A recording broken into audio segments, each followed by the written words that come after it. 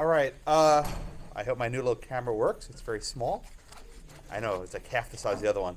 Hopefully it works. We'll see. We'll find out. Before we start, I'd like to introduce Kendra. Say hi, Kendra.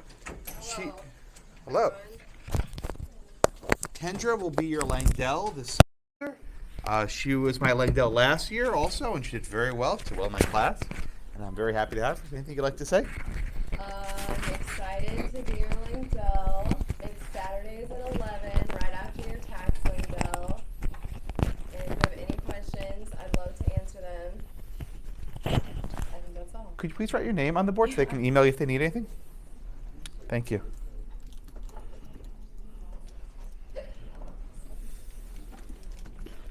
Okay, and when's your first session again? This Saturday, At what time? 11 a.m.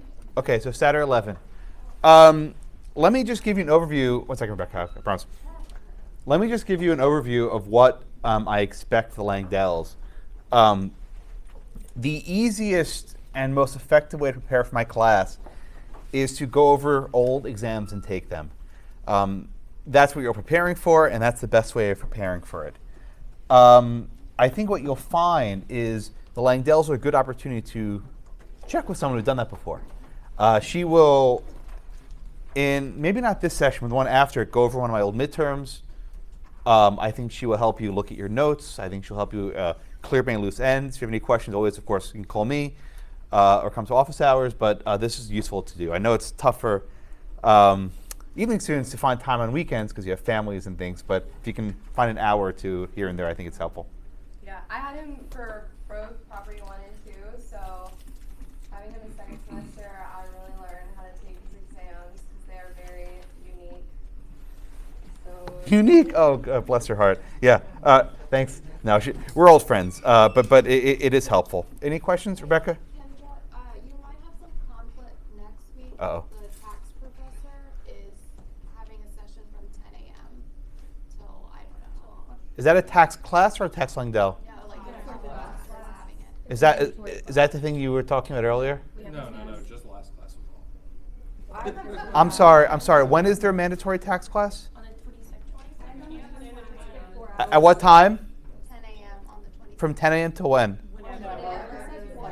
And are you all in that? Majority of he did that last semester as well. So maybe you can start it later in the day? Yeah. Can we, so it's 10 a.m. till you don't know when? which I also think- counts as their tax. Yeah, it does. I think last semester was like an hour and a half, 2 hours most. Would it work for all of you to just start the property one maybe like half an hour after the tax one finishes or immediately afterwards? Well, I don't know.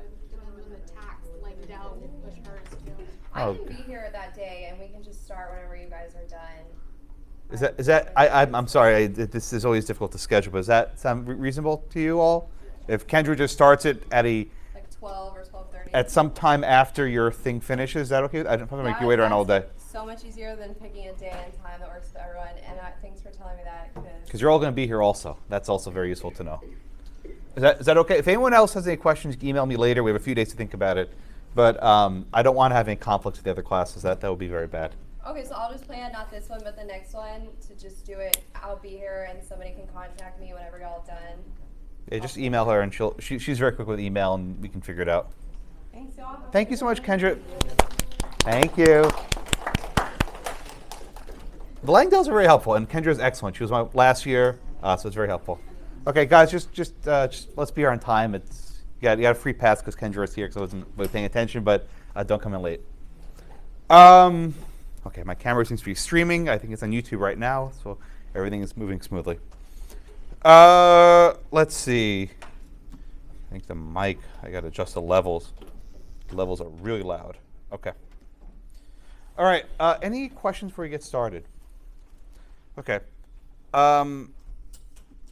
No class on Thursday. If you're here, I will not be here. I know you're all devastated. It must be just you're keeping you awake at night, right? No class on Thursday. We're about to pivot between topics. Last class we covered chain of title, which is not an easy topic. And if you have any difficulty with the recording statutes, you can come talk to me. I think I cleared up any doubts about that example in the book. I'm now more confident, having gone over again. I think I got it right last class. I pity the class next semester that watches the video, gets a little confused, but then they figure out the next class. But I think we're all on the same page there. Next week we start a new topic, and that's the topic of easements. Easements are not easy. It's a complicated topic. So we start that one next week. The topic today is almost an outlier. Nuisances. Now, every year I say, Josh, don't waste your time, because they already did this in torts. And every year I say, no, I should do it again, because it's a little bit different. So I'm going to do it again. But I recognize that you studied probably each or most of these cases in torts. Yeah? Yeah. So you did Boomer, I'm sure. And you did Webb. Yeah. So you're roughly familiar with it, which is good. So at least you're a little bit familiar. Okay. Okay, everyone's, I think, is checked in. All right. Let's start with a question that will get you. Of course, this thing logs me out just at the right second. 1 second, I'm sorry. The poll thing just logged me out, and I have to check my password. I'm sorry. Yeah, oh, perfect. Yeah, perfect timing. So the links that you had for last week, the Texas title insurance. Yeah. Are those testable or just Testable is the wrong word. I mean, let me put it this way: if you were to, if I were to test you, I'd probably tell you what jurisdiction you're in, and it's reasonable to know that what the laws in Texas are if I mention them in class or link to them. But that being said, I don't think I've ever actually tested on the Texas-specific title insurance policies. Like, I'm not going to ask you how much would it cost if it's, a $200,000 house. I wouldn't ask that question. But I can absolutely ask you, Texas is a notice jurisdiction. And if I tell you that you're in Texas, then you have to know you have a notice statute. So that's fair game. And you've bought me enough time to get this thing logged in. Thank you for that. All right, so the question I want to think about first is the remedy for a nuisance. I think most students come in here knowing what nuisances are, public and private. They can stand up and sit down and recite them. But today I want to focus more on how courts go about remedying nuisances. So the question I want you to think about is this.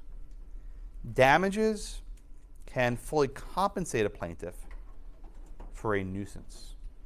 True or false? Damages can fully compensate a plaintiff for a nuisance.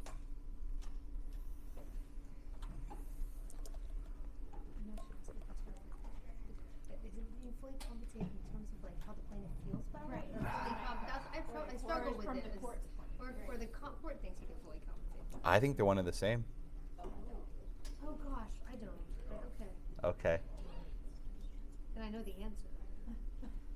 See, people always try and fight the question, which I don't like multiple choice questions, but these questions are useful to make you think because they make you draw lines, which I then try and tease out when I go calling at people. We'll get there. All right. Maybe another 10 seconds. People put an answer in, please. Now, does anyone remember where we dropped off last time? Ah, bless. And you next? And you're next after that? No, that way. Okay. She's saying no. Okay. All right. So, Blesson, just remind us before we get started, what is a nuisance, just at a high level? Nuisance is unreasonable interference with a possessor's use and Very good. A very good definition. I like that. A nuisance is some sort of unreasonable interference with a person's use or possession or enjoyment of their property. I think that's good, right? So, Blesson, what are the possible remedies that a court can order when it finds there's a nuisance that exists? Okay, monetary damages, right? So let's start with that for a minute, right? What are the purposes of monetary damages? to redress some sort of wrong that occurred. All right, so let's take an example, right? Let's say that you live next door to an oil refinery, for example, right? And it's making all this smoke and noise and soot in the air. What are the purposes of damages in a case like that, if there's a nuisance like that? What's a damage going to do? Well, you're being inconvenienced, and so Right. they're paying Okay. All right, well, Olivia, Celeste, let's be a little more specific. What exactly are the damages accomplishing? Why are there damages? Because you're being interfered with and you help you move. Oh, okay. So the purpose of the damages is to give you money to move? Well, I'm saying that could be one of the things. Okay, Kate, your hands up. Is it more like to make a person whole? On the right track. What do you make a person whole? You're getting closer. So, for example, you are like nuisance by, Is nuisance the verb? no, sorry. I know, actually, I've never heard it that way, but I mean, it's not, I might be wrong. But you're affected by a nuisance. How about that? So let's Nuisance. say that the next case, for example, the odor. You suffer, let's say, some sort of respiratory problem. Okay. That can fix, like the damages can help with treatments, going to the hospital. Ah, okay. So damages can help compensate fixed costs, right, for medical bills. Because you can show my medical bills are X, and damages cover that. Tom, what else could damages be used for? That's what I'm getting at next, right? Tell me a little bit more. So, like Kate was saying on the case coming up, essentially, who's going to want to buy a house that's Ah. an oil company that's spewing noxious Ah. gases? You're not going to find it. So there's some sort of diminution in value, right? Your house used to be worth X, and now it's worth Y, right? So the damages might compensate you for having a reduced property value, right? Lisa, I think you're next. Sure, why not? So let's say that there's a house that's in a neighborhood with an oil refinery, and then it's polluting, right? And you decide to move in there. Can you claim a nuisance? No, Why not? It's bothering you. it existed before I moved in and I knew that. Ah. So you're telling me the only people who can claim damages are those who were there before the pollution started. You think so? I think she's right. All right. So damages can be used for a lot of different purposes, right? They might be able to compensate you for any sort of medical conditions that you could have. But primarily in the nuisance context, damages compensate you for the diminished value of your property. You used to have a property worth X, and now it's worth Y. Maybe you can't enjoy it because it's too loud. Maybe you can't go to certain rooms because it's too bright. Maybe you can't go to certain parts of your land because it's too smelly, right? Damages can compensate you for the loss of your enjoyment of your property. Could also affect retail value, right, if it sells for less. But that's only one possible remedy, right? Drew, what's another possible remedy? Injunctive. What's an injunctive relief?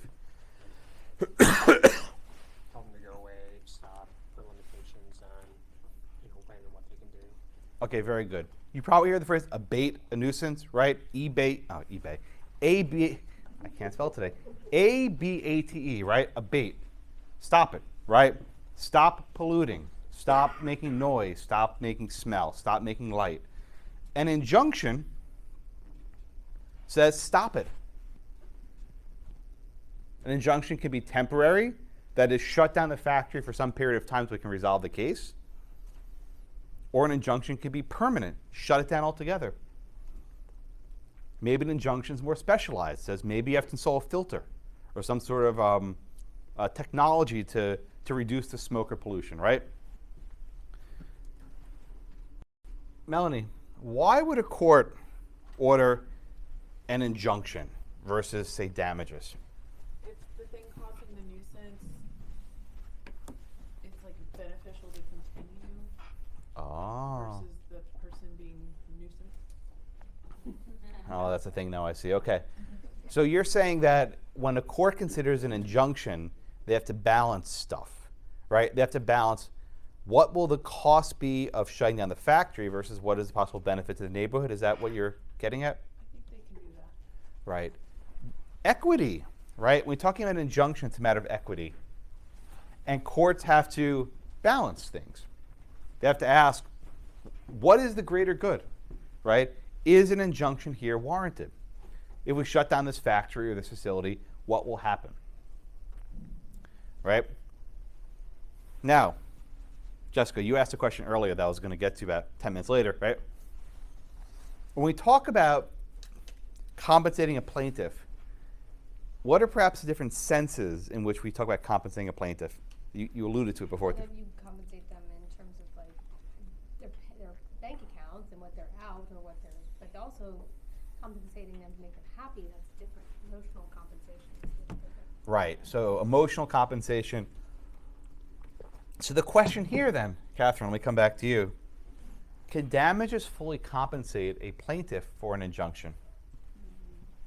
What do you say? I would say no. Okay, why do you say no? What's actually going to compensate the plaintiff in their entirety for the nuisance, for being nuisance, if you will? More of an injunction. I think that's right.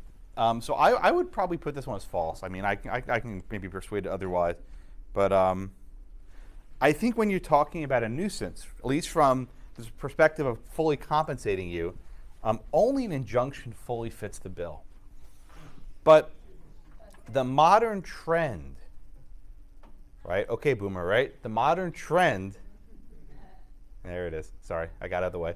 The modern trend is to avoid injunctions. The modern trend is to simply award a one-time payment of damages. And that one-time payment of damages is designed to compensate the plaintiffs for whatever loss of enjoyment they have. And once they get that one-time payment of damages, they're done. They can live with it. Maybe they can move and use that money to go somewhere else, right? They might sell it at a reduced rate, but that's what the damages are compensating them for. But the courts are not so inclined, as they once were perhaps, to issue injunctions to shut down a factory or a warehouse or a refinery or whatever happens to be. This is really, I'm so sorry to belabor this. I'm not even belaboring, it's your point. But so say you live next door to that factory, they do compensate you with damages. Would they compensate you with what you thought you had in terms of accrued value at that point, or would it be what you actually owed on the property or what the property was? Because you might think it's your nest egg, and it's gone up in value, you're going to be able to. Right. So the measure of damages is hard to calculate. What you would probably have to show is, here's what I would probably expect to have from this property in, I don't know if a nest egg, maybe in 30 years, but at the present moment, here's what I expect to gain from it, to capitalize from it. And that would probably be the measure of damages you get. You know, you could say, I want to sell this house in 50 years, we're worth 10 times as much. That might be a little bit hard, but the nature of this damage-only award prevents people from having the nest egg argument that you raised. Colleen? So when we say that I guess that means that the nuisance is going to stay there, so doesn't that decrease the value too? Absolutely, absolutely. How can you put a dollar figure? No. But the damages are based on, if the nuisance was not there, what would it have been worth? And you're saying we'd even go out maybe 30 years? I don't know. And I'll jump ahead and I'll give an example that we'll talk about later in class. Do you all know about the Acme Highrise issue here in Houston? At least you're familiar with it. You seen these signs up by Rice Village? Okay. I was going to come to this later, but I'll come to it now. It's a good example. Houston is a rarity in the United States in that it has no formal zoning code. It has indirect ways of zoning, but not direct ways of zoning. Generally, if I want to build a high-rise condominium tower that looks like this in a residential neighborhood, I would not be able to. It just would not be allowed. In Houston, you can. A developer wanted to build what they call the Ashby Highrise on Ashby and Bissonnette. It's right by the museum district, not too far from Rice University. You may have passed by it before. And it's in a very wealthy neighborhood, lots of really big houses, and a lot of lawyers live there, which is why this problem occurs. For years, this started, oh my God, this started like in 2011. This started in 2011. Before I started teaching here, it's still not built. So the neighbors threw everything they had against this thing. So first they said it would create too much traffic, and they lost that. Then it would create too much noise, they lost that. They threw everything they could. They kept losing, and they put all these signs up saying "Stop the tower." And then finally, when the lot was about to be constructed, they threw one last argument that it was a nuisance. And they argued that the tower was a nuisance, not because it blocked sunlight, not because it blocked noise, because it really didn't do any of those things. It was a nuisance because it was out of place, right? What renders something a nuisance, it was out of place. Now, this is wrong as a matter of law. I think that's just, that's not what a nuisance is. It's not what a nuisance has ever been. But they litigated this. And the court did something very, I don't know, I'm not a fan of the court's decision, but the trial court ruled that there was a nuisance, but he would not issue an injunction. Instead, he would issue an award of damages. Now, this is your question. They based the damages on how much the existence of that tower would diminish their property value for purposes of resale and enjoyment, right? So let's just say, make easy numbers. The house is worth $1 million without the tower, and with the tower, they could resell it for, say, $500,000. The measure of damages is $500,000, right? Let's say that because of the tower, they would reduce their usage by X. That's the measure of damages. Now, this decision was eventually reversed on appeal, and the Court of Appeals killed it, which I think was correct. But I give you the trial court opinion as a useful way to explain how you calculate the damages, right? You see what's your lot worth today without this tower, and what would it be worth without it. And there are experts who can calculate, projections of property values in neighborhoods. Neighborhoods go up, they go down. So there are people who can calculate this stuff. But that's roughly how the damages are going to be determined. That kind of answer your question? So it's not just, so to Jessica's point, it's not just, you're not looking ahead 5 years, like what could the value of the house be? It's right now. Well, again, not exactly. You have actuarials who can calculate what a neighborhood's trajectory is, right? Let's just say it's a neighborhood on the upswing, right? They'll say, well, it might be worth $100 million today, but maybe in 5 years, 1.5 million, whatever the number is.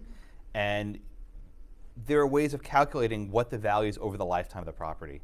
But there is a logical stopping point. You can say, well, my great-great-grandkids may still have it. I think there's some logical stopping point. I just don't know what that is. But it's not at this moment in time. You can consider growth. Yes, Corbett. But that's subjective, right? Because Oh, yes. that's why they do a settlement, because somebody else could say the Yeah. value. Oh, yeah, should be yeah, appraised. absolutely. Right, and their experts argue, right? They disagree.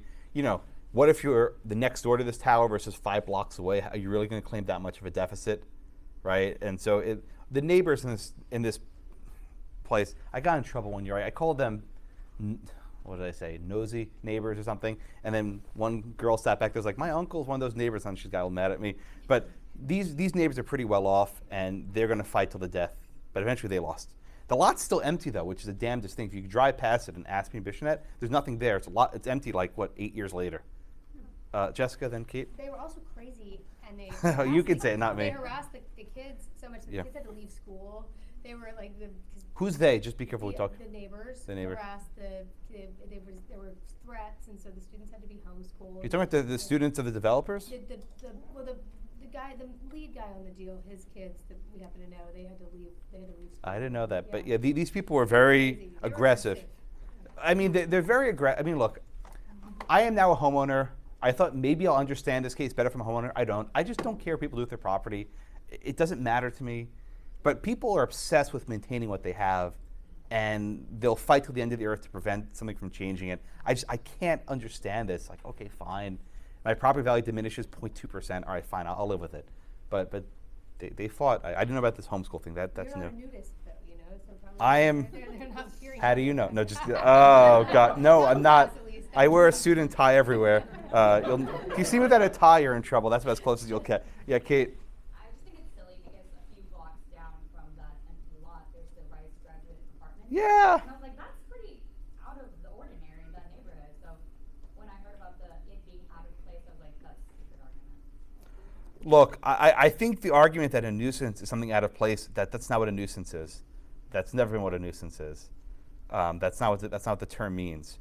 Which is why I think the Court of Appeals reversed the trial court. I think was correct. But anyway, the lot's still empty. Yeah, Justin. I mean, if you thought of it that way, wouldn't you effectively just give Houston zoning laws by? Yes. No, and Professor Festos, one of the experts on this, has written about this. If you ever have a chance to take a class with him, if nuisance can be read in this fashion, Houston now has a zoning code for anyone wealthy enough to go to court, right? And I'll make this point a little differently.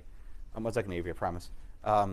In most cities, anyone can stop a construction by going to a zoning meeting. There's a meeting, you can vote against it, whatever. In Houston, only those who can file a lawsuit will be able to invoke this, because I can't just say, nuisance, stop, right? That doesn't work. So it would create a backdoor zoning. I think that was actually Festos' word. I think he called it backdoor zoning or something for people who can file lawsuits. Avery? So going back to how something being out of place isn't a nuisance, but isn't it, if something's an eyesore, isn't that, could be considered a nuisance? Wouldn't you argue that?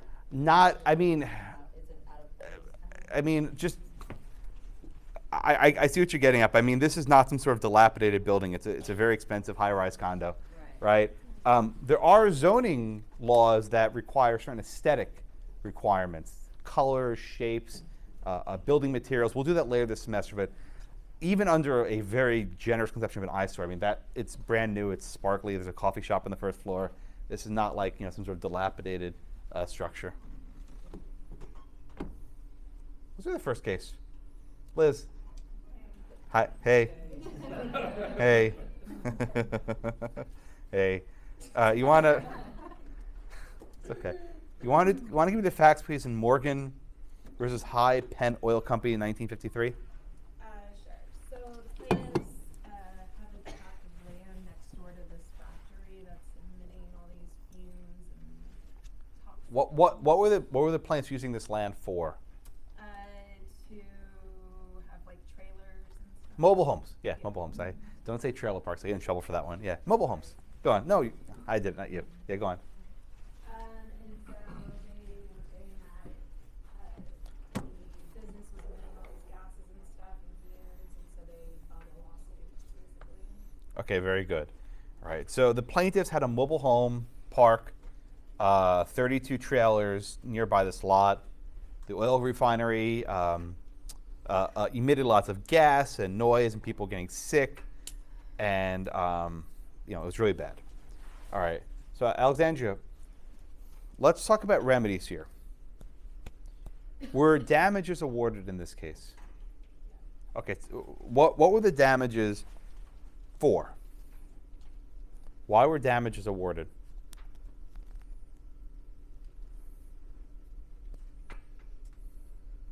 Doesn't say. Why do you think damages were awarded? Yeah, to make them whole, right? They basically suffered from all this gas and noise and vomiting and all this other stuff, right? So that's the first part. Now, Alexandra, the second part was an injunction appropriate in this case? Okay, yes, tell me why.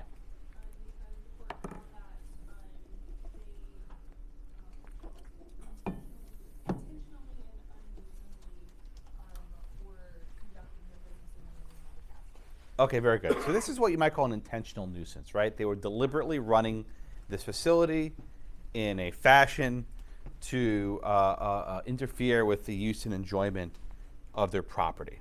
And this was ongoing, right? So an injunction was appropriate. Everyone agrees damage is okay here. Like, usually the companies, they don't really mind the damages. It's the injunction that they fight over.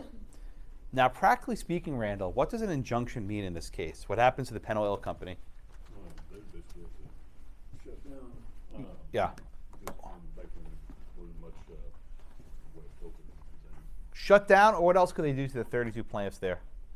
Well, they can buy them out. Buy them out, pay them to move, right? So one thing about an injunction is it may not ever actually go into effect. Often these cases will settle out, right? They'll reach a settlement, and the settlement says, okay, we will buy your trailer homes and make you move somewhere else so we can keep our factory. Because think about it, what could be the value of a 32-lot trailer home versus the factory of versus the value of a factory, which has a lot of employees, people working there. I mean, there are probably people living in the mobile home who work at the factory, and now they're probably out of a job, right? There's also the other option of installing filters or things of that nature. That's always very dicey, because who knows if it actually works.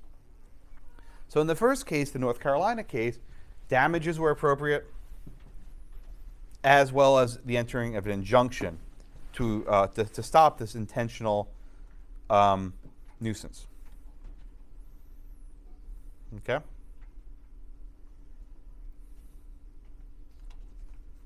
All right, we're okay with that one. Now, let me give you a famous example of how nuisance negotiation actually works. If everyone's ever been to Miami Beach, okay, good. The Fontainebleau Hotel, you know it? I'm not wealthy enough to say that. It's really nice. But there's a Fontainebleau Hotel, and next door is the Eden Rock Hotel. And there's a very famous dispute between these two hotels, right? Now, when you're in Miami, the thing that you love is sun. That's why you go there. And you have a beachfront hotel, right? You want access to the sun. Now, the Fontainebleau was right next door to the Eden Rock. And the Fontainebleau wanted to build an additional tower. And because of that tower, for some period of time every day, there might be a blockage of sunlight to the next door hotel, the Eden Rock.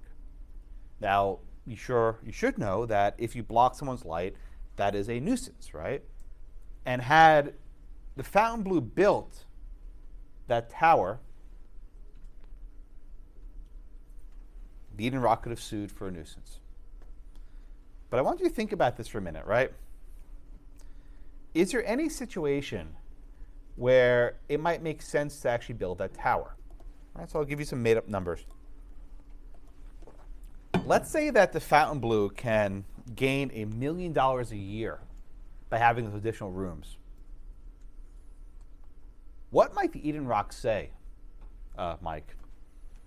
Instead of saying we're going to go to court and seek an injunction, what might the Eden Rock say to Fontainebleau as an alternate approach? Give us the $1 million. Give us some of the money, right? Now, they're going to ask for all of it.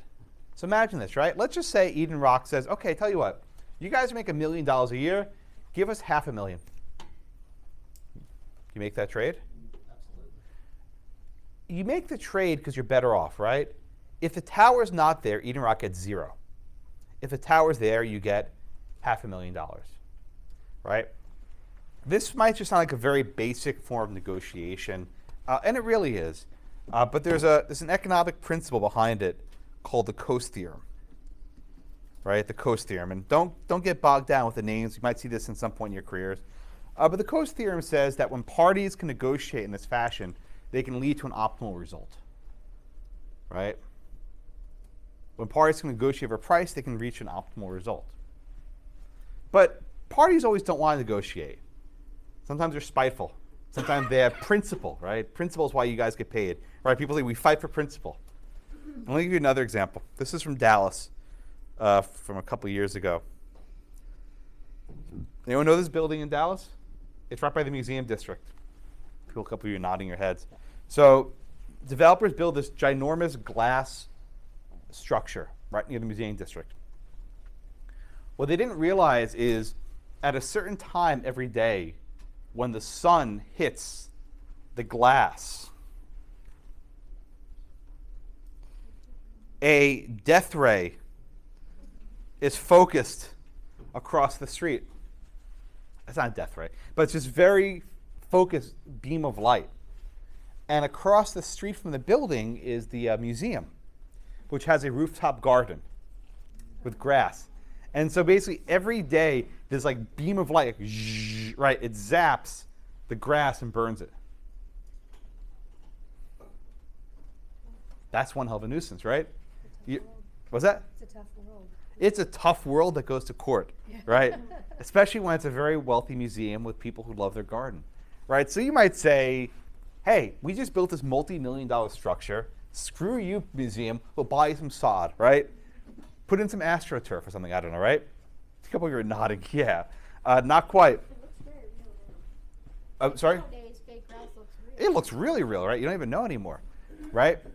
But the problem, of course, is the building says, okay, fine, we'll just pay you to destroy your grass. The museum says, no way, no how, right? how do you remedy this problem? Now, I don't know even, I'm not sure what's happened here, but there was one point where someone had the idea to build this like arch with these like umbrellas that would pop up at different times of the seasons and block the sunlight. This looks ridiculous, right? Like, you know, but you have these issues that arise in real life. How do you deal with these sorts of insane nuisance issues that never pop up? Now, the other remedy is possibly to put some sort of protective coating on the building. If that's even possible. Remove all the windows. Great. What are people living there? They have now a gaping hole in their living room for a couple days. So there's not a good resolution for these issues at all. Yeah. So I don't think anything ever came of this, but put some AstroTurf in. I don't know. Okay. Any questions on that? All right. All right. The book has a few notes on lateral and I can never say this word, subjacent support. You will never come across this, but I'll mention it briefly. If you are digging for some reason, I know that's what you all do, you dig, right? If you're digging for some reason, excavating, if you will, and you remove too much soil from under a person's house that their house caves in, that can be a form of a nuisance. Okay, I know. This will never happen. It's in the book. I mentioned. I feel I've done my job. It's actually non-trivial. If you engage in mining for minerals, yeah, it happens, right? If you engage in mining for minerals, if you're digging for coal or whatever else in someone's ground, and you don't do it in a responsible fashion, you can have cave-ins. Well, it's called subsidence. It's like, no, the word subsidence, it's called subsidence. I'll spell it out for you. So occasionally you have, when you dig irresponsibly, a house caves in. You call it subsidence. So it happens, but I can't imagine this will ever affect any of you. But now you know. Yes, Tom. I know you just mentioned it again, but is fair game on the exam, like as a multiple choice question? I don't have multiple choice questions. Oh, okay, then disregard. Yeah, you should disregard. Right, I mean, at this point, you should at least recognize that the exam's all essay and take a look at them just so you know. I just didn't sing right there. After can this be a short answer question? I don't have short answer questions, all essay. So yes, everything's fair game. And in fact, we will do the topic of subsidence later when we talk about mining stuff. So we'll actually come back to this later, but you'll probably never see it. Yeah, Colleen. You said unless it's done responsibly. There are laws about digging that we'll come to later this semester. I'll leave it there. I'll come back to it. Right? In other words, if you dig correctly, you're not going to have the earth cave in underneath you. Right? It's when you dig irresponsibly that this happens. Okay. I have a video for this later. Yeah, Emily. Same type of nuisance injury if instead of the property collapsing, their underground minerals escape. Like foxes? Foxes. Remember that? Those ears. Remember the Fugitive Resources? Oh. I mean, if you dig in such a way that all the oil spills out, I guess. That's not really a nuisance, more of a trespass issue. All right, let me get back on schedule. All right. Oh God, name tag blocked. Brian, save us. Brian, you want to give us the facts of the next case? Estancias Dallas Corp versus Schultz.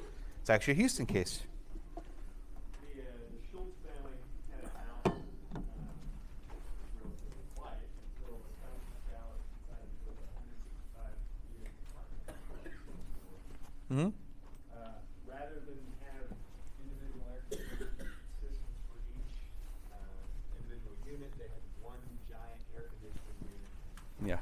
Jet engine, right? That was 5.5 feet from the property line. Yeah. Mike, you're laughing. Oh, it's an awesome story. Awesome. Oh man, you're the neighbor. All right, go on, Brian. And apparently it was as loud as a jet airplane. Yeah. Yeah, they couldn't carry on conversations even with the windows and doors closed inside the house. All right, so, all right, thanks, Brian. So you have the situation where you have these people living there for some time, and then you have this new construction. And the new construction is, high-rise apartment buildings with this ginormous jet engine airplane, which I know sounds really bad, but have you ever been near a huge air conditioner? They're loud. right? They're not quiet. And in Houston, it's hot. You're on AC, what, 10 months out of the year, 11 months out of the year? That's basically all year round. What was that? 12 months out of the year. 12. In December you can run it too, yeah. So you run it basically 12 months out of the year. So this is all year round. So, Lacey, let me ask you a question. Why can't the remedy just be give these people a pair of earplugs and be done with them? Or like Bose noise canceling headphones, right? Just be be a little more classy. Why can't you just give them a bunch of earplugs and say, go home? Sure it does. The noise won't bother them anymore. They can't talk to each other. Sign language. It's not sufficient, it's insufficient. I'm mostly joking, right? But every year someone's just buy them earplugs, Josh, right? Here, Lacey, would any damages actually compensate them for what's going on? No, just the injunction. Okay, I think that's right. And is that what the court does here? Okay. So the ultimate remedy here from the court is an injunction. And I think the court basically says the only way to fully compensate the plaintiffs here is not make them learn sign language and give them earplugs, but it's to stop the noise. But I think we got through everyone? Davis. But what's the cost here to the corporation, right? What's the impact of having an injunction here to make them not use this unit? So they had, I think, two options. One was to install like per unit Right. air conditioners. I think that was 40,000, and then to refit it to be quieter, it'd be 150,000. Okay. And how much time would this take? Is that in the case? Just a guess. I don't recall. Does this seem like it'll take a long time to do? Take some time, yeah, for sure. And then what are the poor people in this house supposed to do for 6 months without an AC? Suffer. I mean, again, fairness, people lived in Texas before AC, but this was, fairly modern times, right? Now, Jessica, why isn't the answer just for Dallas to just buy out the Schultzes, they go move somewhere else, go get a nice retirement home somewhere, right? Wouldn't that be cheaper than inconveniencing? In other words, just buy them out, demolish their house, and just and let them make all the noise they want. Why is that not an option? I guess because they were there when the nuisance arrived. Right. The courts do not force those living there before to move out. Right. That would be the most economically efficient. Just buy them out, give them $100,000 to move next door, right? Build a sound wall, give them some noise canceling headphones, and let them be done with it. But that's not the remedy that the court considers.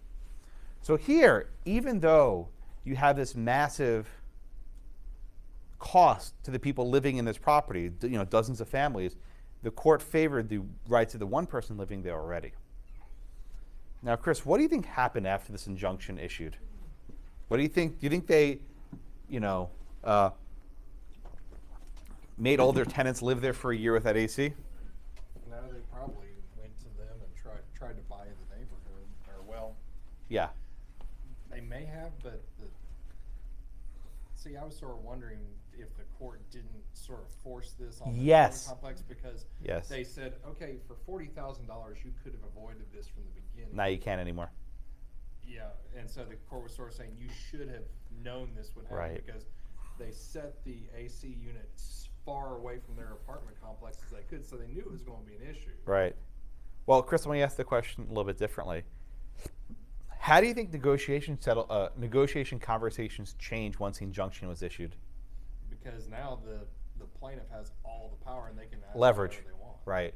The way an injunction works is it gives all the leverage to the plaintiffs. Because the plaintiffs know they can't stop it, right? Unless they accept our terms, they're going to have to kick all their tenants out. Substandard living conditions, right? You can't have that in Houston. So effectively, the plaintiffs can write their own ticket. Now they can get whatever they want. So even though the court won't order them to sell out for some substandard price, once the injunction is issued, the plaintiffs can name their price and they'll do it. Like, just imagine the cost of redoing the AC for 100 units, right? In a building where people are living. You have to rip out all the wall, the piping, and there's so much work you have to do. It may not be feasible to do it. When you get the injunction, it's like, okay, we lose. How much is it going to take to get rid of you? This is going to sound awful, but it's true. Everyone has a price.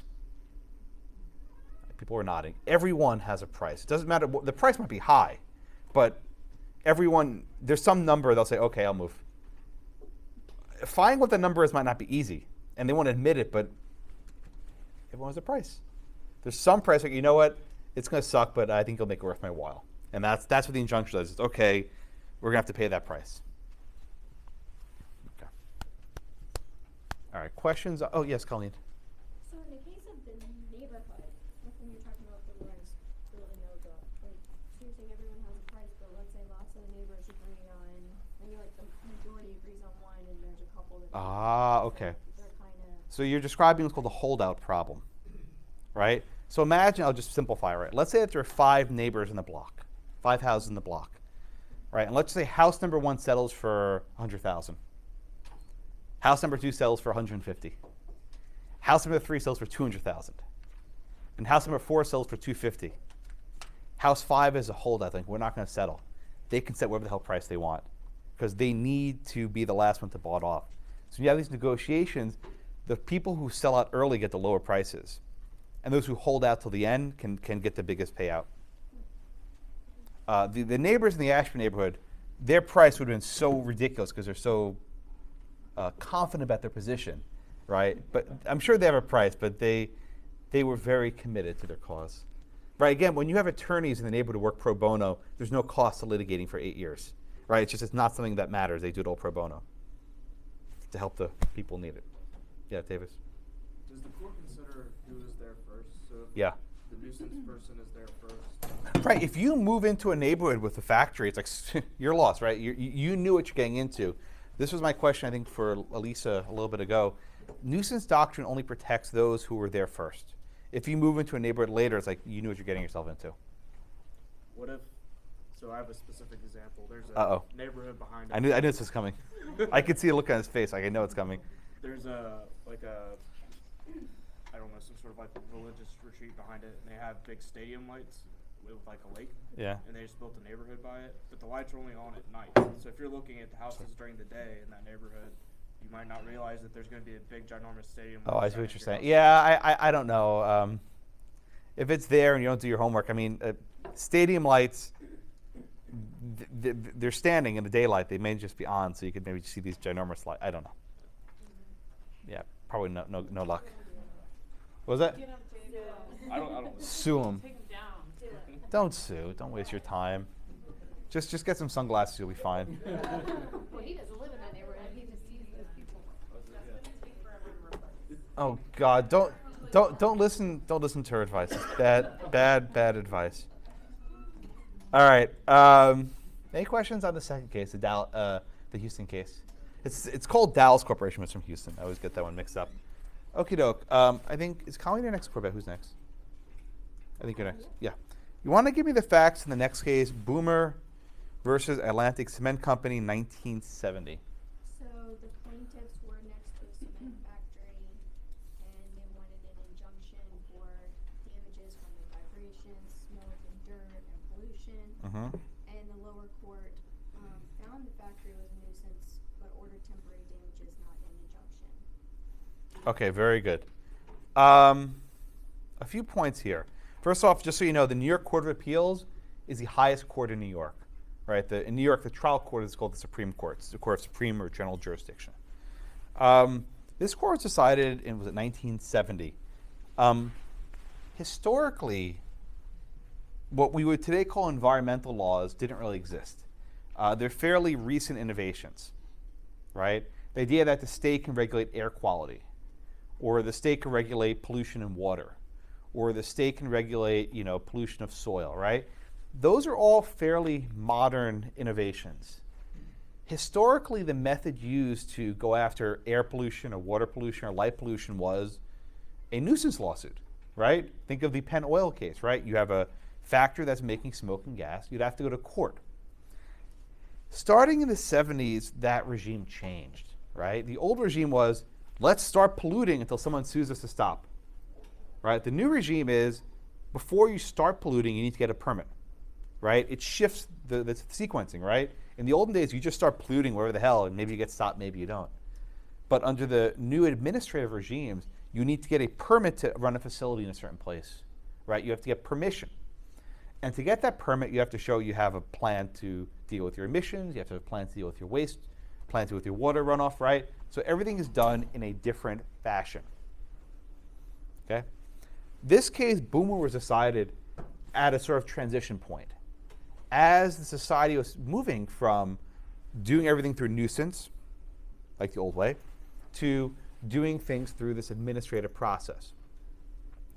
And I think when you read the court's opinion here, the judge is basically saying, I don't want to be in the business of regulating the environment, right? Let the state do that. Let the administrative agencies take care of this, right? Courts only have one instrument. It's a blunt one, which is an injunction, right? All courts can do is issue an injunction and shut down a factory. Whereas the agencies can say, well, try this filter, try that. They have different types of approaches. They can monitor it. They can come back. They can do inspections. Courts can't do inspections. They can just have people sue. So this case was decided as things were shifting. The older approach, like in the Penn Oil, was injunction, enjoin it, abate the nuisance. But here, in Boomer, the court says, we'll allow damages to compensate you for the loss of your value, but we're not going to issue the injunction. In other words, the loss to society by issuing an injunction is so great that it's not justified in this case. We don't want private litigation to become a means of environmental regulation. So as a result, in Boomer, damages are sufficient, injunctions not. The factory employs hundreds of people, millions of dollars worth of investments, and the damages are fairly slight. And as a result, they do not allow a permanent injunction to be issued. Damages are sufficient. Okay, we'll get the majority. Corbett, what does the dissent say? What's the dissent's argument? The dissent disagrees. Yes, the dissent disagrees. Good. They agreed with the reversal, but they didn't agree with the damages. Okay, why? What remedy would the dissent have ordered?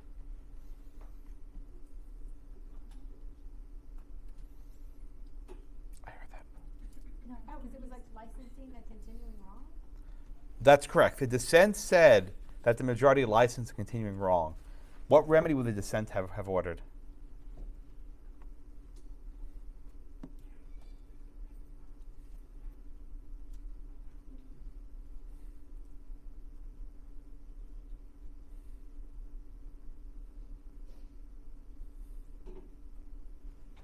Holly? It doesn't say it, but what remedy would the dissent have ordered that would compensate the plaintiffs fully? I don't know, I was a little confused because they start with the fact that they agree with the majority. On the remand. Would it be to correct the issue? How would you correct the issue? So you would, injunction until they were able to correct it? That's it. Right.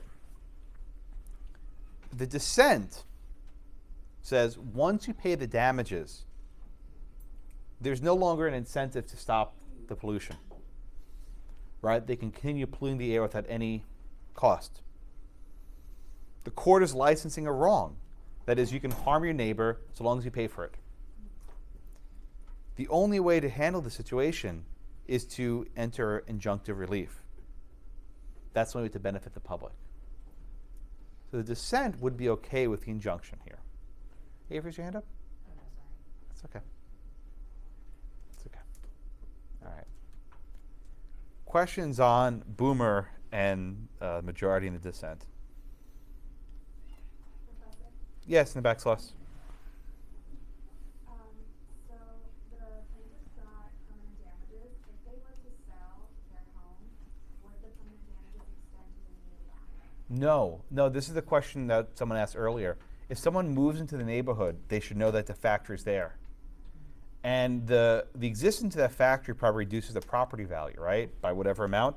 The damages are meant to compensate them for how much the diminution in value of their property happened, right? So let's say that their house was worth $200,000 and now it's worth only $100,000, right? The damages would pay that $100,000 difference. Make sense? Okay. questions on Boomer? All right, moving along very nicely. All right. Malin, I think you're next. Do you want to give me the facts? Oh, I called you, right? No, but it's fine. No, no, did I skip you? I sort of like jumped in. Yeah. No. Do you want to give me the facts in Del Web? And you're on deck? Okay, so Holly, I forgot, but okay. It was not deliberate, I'm sorry. So just, do you want to give... Really been okay if I feel like I know, you would not have been... People get mad when I skip them. They think, oh, you're skipping me. I know, first period problems, right? Yeah, does that happen with bartenders? Because I don't know. No, it's like, you always skip my row. God bless you. Bless their hearts, yeah. Holly, you want to give me the facts in Del Web, please? Okay, so Spur was, they had a cattle feedlot. Okay, has anyone ever worked in a cattle feedlot? Usually there's at least one. No one? You have? You want to just describe it? I am from Virginia. Where are you from? Virginia. We're in Virginia. So our farm was in Culpeper. Culpeper, actually know where that is. I went to law school at Mason. I went to graduate school at Mason. Ah, very I nice. saw your reference up there. Oh, there it is. So tell us about a feedlot. What are these things like? I mean, I don't know. How much waste is produced from these sorts of things? A ton, good number, yeah. Well, okay, you're not being as helpful as I want, so I'll do it. Right, these are lots with lots and lots of cattle, right? Cattle make a lot of manure, fertilizer, right? In large quantities. It stinks, right? It smells bad, am I accurate? Yes. What's that? The smell of money. Would you like to deposit that money, or would you? No. That's what they. Right. So this was a business, right? It was a business. It was profitable, and it was working fine. All right, go on, Holly. Okay, so they've got their, Spur has their cattle feed lot, and then Del Webb comes in and wants to build, I think it's a retirement community. Good.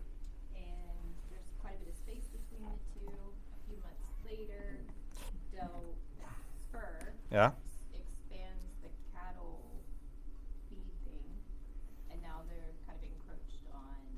Okay. So just be clear, who was there first, the feedlot or the real estate developing? I think you may have. I thought the real estate developer was, and then they encroached. No, it's the other way around. Malin, so who was there first?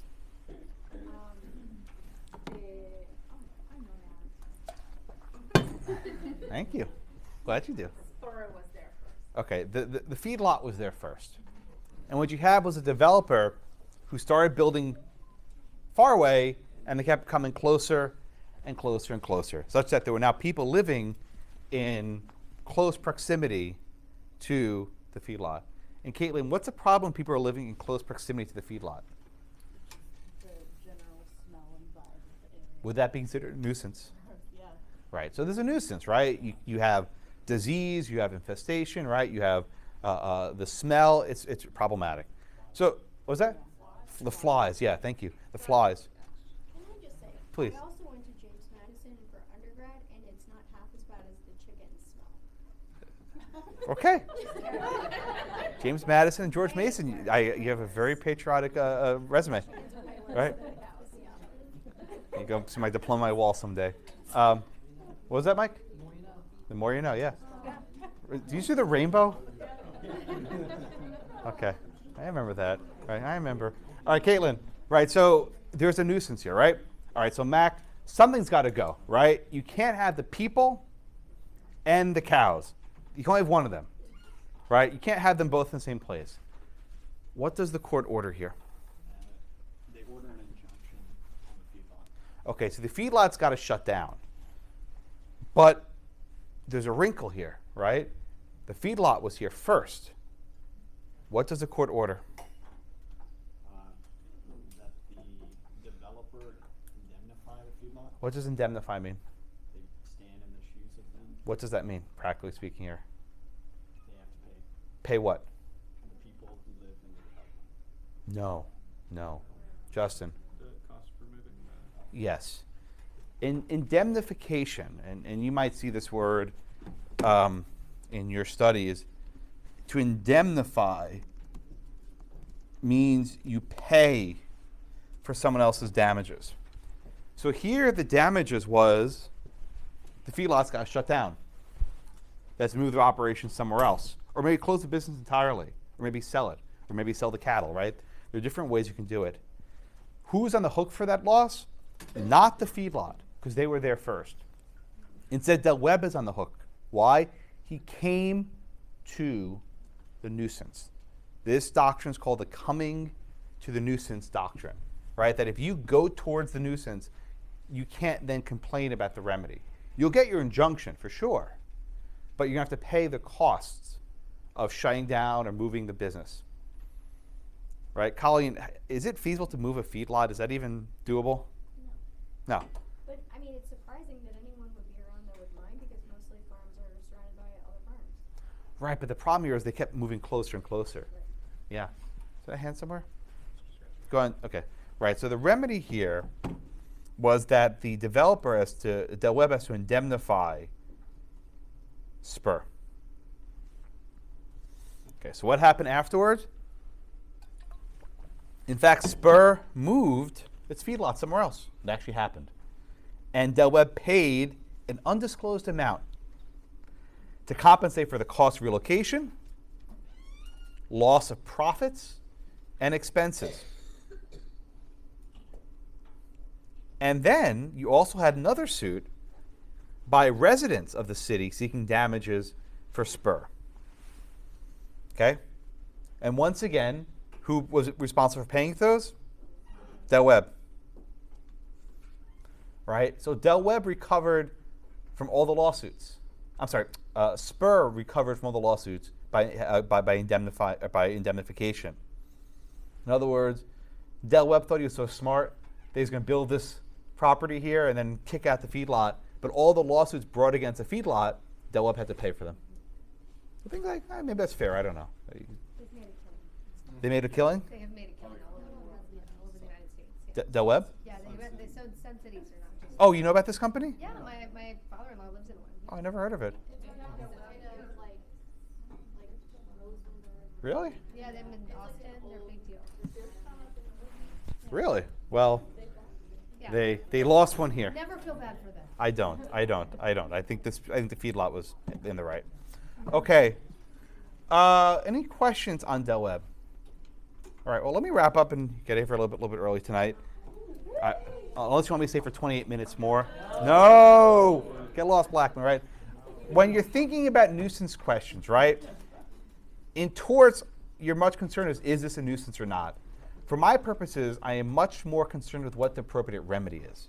That is, are damages warranted? Is that sufficient? Or should an injunction be issued? To keep in mind, the older common law approach is that an injunction shall issue. The more modern approach, consistent with Boomer, is you simply award a one-time payment of damages to compensate the person for the diminution of value of their property. Okay? Anything else? No class Thursday. I'll see you on Tuesday. Get lost. All right. Bye.